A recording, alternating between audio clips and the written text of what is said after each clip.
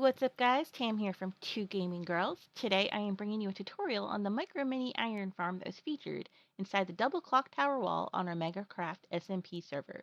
You can find the link for that video in the description. In my inventory are all the materials you will need to complete this farm. Feel free to pause to gather what you need. Okay, so let's start. First of all, you're going to need a 5x7 space. And it's going to need to be at least 10 blocks from any spawnable surface, including any build that you have surrounding it. There should not be any spawnable surfaces on any of the building that surrounds it, or you'll have iron golems spawning outside of it. First things first, I'm building with glass just so that you can see the inner workings when it's done, but these building blocks can be any block you choose. First thing we're going to do is we're going to build a 5x7 surface. And we're just going to go ahead and fill the rest of this in. Then, because this is an enclosed farm, we're going to go ahead and start building some walls. We're going to start here and make our way all the way around.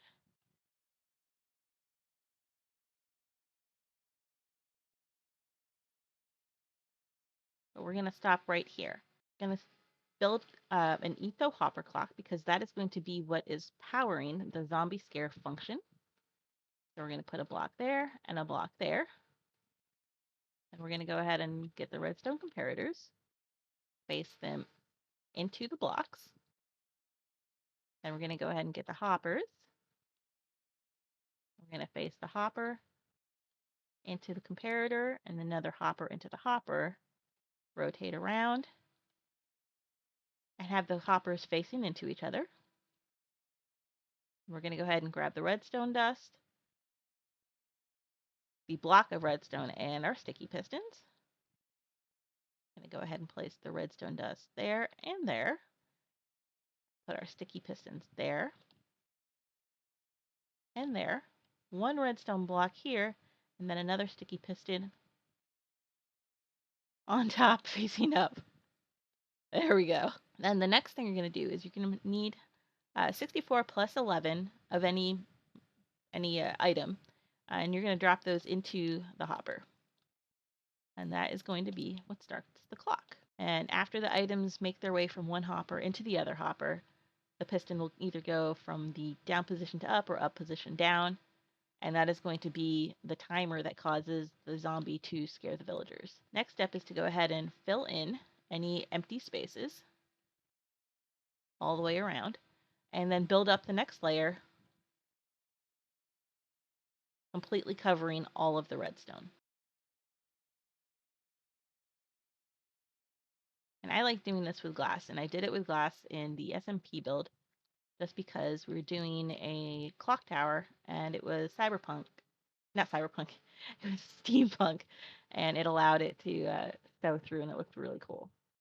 So then the next step is to place a block. This one is going to block the view of the zombie from the villagers who are going to hang out right here.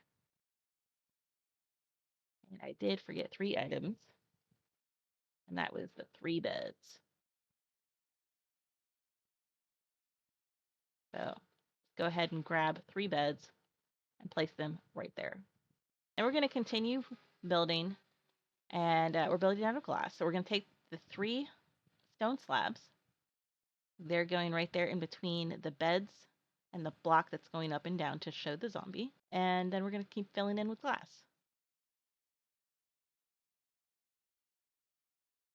And continue the wall all the way around. That wall is going to go up 3 high.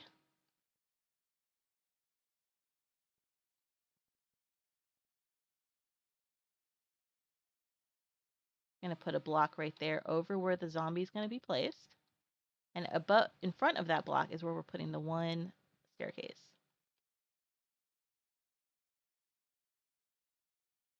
So continue with the glass blocks 3 high all the way around.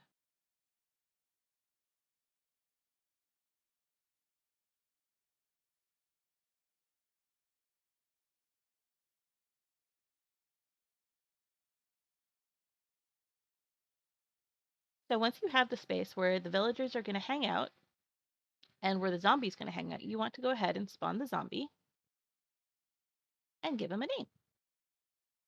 And then you can go ahead and spawn in your villagers.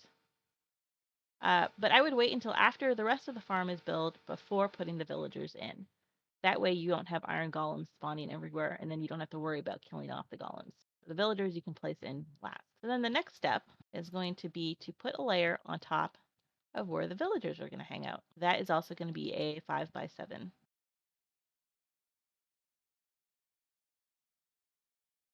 And this block can be any block you want to use. All right, so we have the next layer up.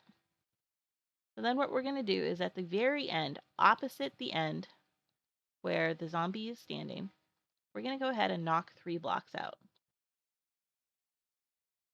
You can knock out the 4th if you happen to have a little extra iron and extra hoppers, but we're going to assume that you're really low on iron. So we're going to put 1 hopper down, facing straight down, and the next 3 hoppers we're going to have facing in this direction. If you are low on iron, we're just going to leave it to these 3, but make sure that they're all facing in that direction, like so.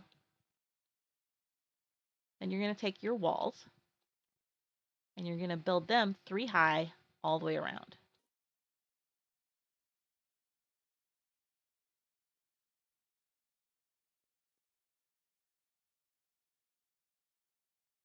All right, now this is the spawn chamber. This is where the iron golem is going to spawn. So we have to have a way to kill him in the same spawn chamber. We're not taking him anywhere. He's going to die right here. So we're going to go ahead and put up 3 signs on the middle layer on the far wall directly above where the hoppers are, because there's going to be water here dropping the iron directly into the hoppers. You don't have to put a line of hoppers here up against the wall. It's going to be just fine. It'll go right over top of that when it gets against the wall. And you'll be able to collect the iron that way. And we're going to go ahead and put 3 more. And here we're going to go ahead and put our lava right in the middle. And there you go. And then you need to have your 2 buckets of water. And that will wash any drops directly into the hoppers. So once you have your spawn platform ready to go, you can go ahead and get your villagers in. Again, you can use minecarts or whatever it is that you feel like you need to go ahead and get the villagers in. But in creative, I'm going to go ahead and just spawn 3 villagers in. So the farm is ready to go. Now the only thing you have to do is make sure that the villagers sleep at least once, and it will start the farm going. And now that the villagers have slept at least once, and they are scared, you'll see the first golem has started to spawn. And just like that, the farm's working. So once you've collected some iron into the hoppers, you can start making more hoppers and make a line straight down the side. And you can use the 2 chests that you have.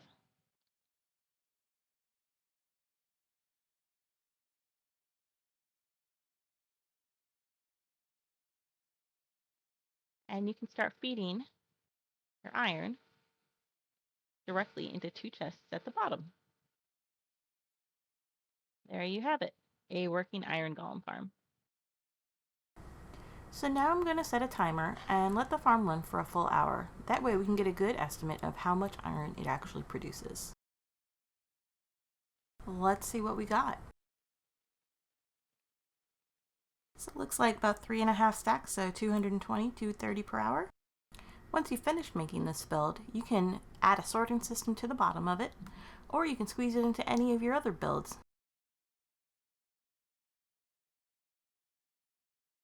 If you like this tutorial, please remember to leave a like and subscribe. Thanks for watching. Later.